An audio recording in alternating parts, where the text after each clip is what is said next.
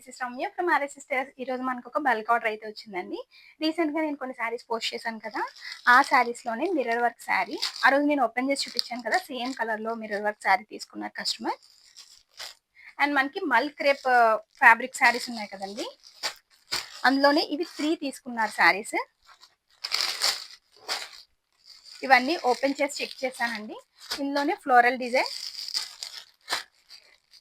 ఒక 3 తీసుకున్నారు.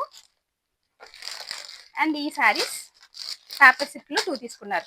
యాక్చువల్గా ఈ కస్టమర్ మన దగ్గర ఆర్డర్ పెట్టింది 11 శారీస్ అండి.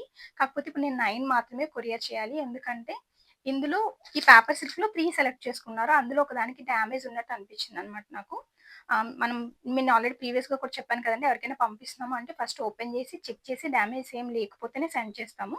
అండ్ ఇందులో కూడా వాళ్ళు 4 శారీస్ అయితే ఆర్డర్ పెట్టుకున్నారు. ఒకదానికి బ్లౌజ్ కంప్లీట్గా చేంజ్ అయిపోయిందండి. వేరే దాని బ్లౌజ్ దీనికి పెట్టేశారు, దీని బ్లౌజ్ మిస్ అయింది.